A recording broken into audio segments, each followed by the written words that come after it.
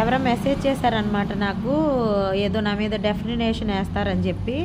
అయితే మోసపోయింది నేను, మోసపోయింది మీరు కాదు కదా. అదేదో ఏపిస్తే నిజ నిజాలు తెలుస్తాయి.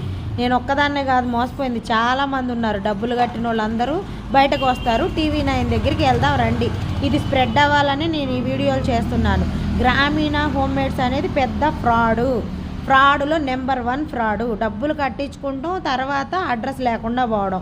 ఎప్పుడు జనాల నెత్తి మీద చేయి పెడతారో తెలీదు. అందరూ పిచ్చి గొర్రెల్లాగా 3,50,000 3,50,000 తీసుకెళ్ళి వాళ్ళ దగ్గర పోతున్నారు. పోసాక తెలుస్తుంది వాళ్ళ మెటీరియల్ ఎలా ఉంది, వాళ్ళ లేఅవుట్ ఎలా ఉంది, వాళ్ళు చెప్పిన కండిషన్స్, వాళ్ళు చెప్పిన రూల్స్ అక్కడికి వెళ్ళాక ఎలా మారుతున్నాయో మాకు తెలుసు. ఇంకో గ్రామీణ హోమ్మేడ్స్ పేరు కూడా తెలుగు రుచులని మార్చేశారు. వాళ్ళు ఇస్తామన్న ఇంట్రెస్ట్లు కానీ, శాలరీస్ కానీ, షాప్ రెంట్లు కానీ లేవు. అంతా ఫ్రాడే. మళ్ళీ నేను ఈ వీడియో చేస్తాను. ఎవరైతే నాకు మెసేజ్ పెడుతున్నారో వాళ్ళని తీసుకొచ్చి కూర్చోబెట్టండి, మీకు నిజాలు తెలుస్తాయి. లేదంటే అర్థమైంది. నా వల్ల కావట్లేదు కాబట్టే కదా నేను మెసేజ్ల ద్వారా పబ్లిక్కి తెలియజేస్తున్నాను. అప్పుడు టీవీ9 వస్తుంది, అందరూ వస్తుంది. వాళ్ళ కోట్లు ఉండొచ్చు, మాకు 10,000 ఉన్నాయి. అందుకనే నేను ఈ 10,000 కూడా పోకుండా చూసుకుంటున్నా. కోట్లు ఉన్నవాడు 10,000 కాదు 10 కోట్లు పోయినా లెక్క చేయడు. కానీ లేనోడు 10 రూపాయలు పోయినా కూడా దాని గురించి ఆలోచిస్తాడు. మీరు కూడా ఒకసారి ఆలోచించండి.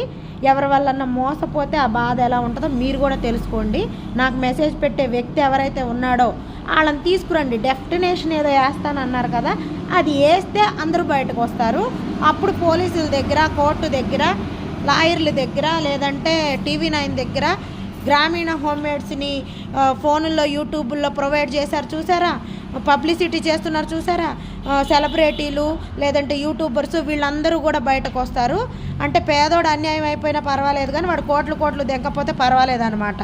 మీకు ఎలా ఉందంటే కోట్లు ఉన్నవాడి దగ్గరికి వెళ్ళి మళ్ళీ కూలగొట్టుకుని వాడికే తగలేయాలని ఉంది. కానీ పేదోడు పోయినా సరే పర్వాలేదు అన్నట్టు ఉందన్నమాట జనాలకి. అదేదో బయటకు రావాలని నేను కోరుకుంటున్నా. దానికోసం ఈ మెసేజ్ చేస్తున్నాను. ఇంకోటి ముఖ్యంగా గ్రామీణ హోమ్మేడ్స్ అనేది పెద్ద ఫ్రాడు. ఎవరు వస్తారో నన్ను ఎక్కడ కూర్చోబెడతారో కూర్చోబెట్టండి.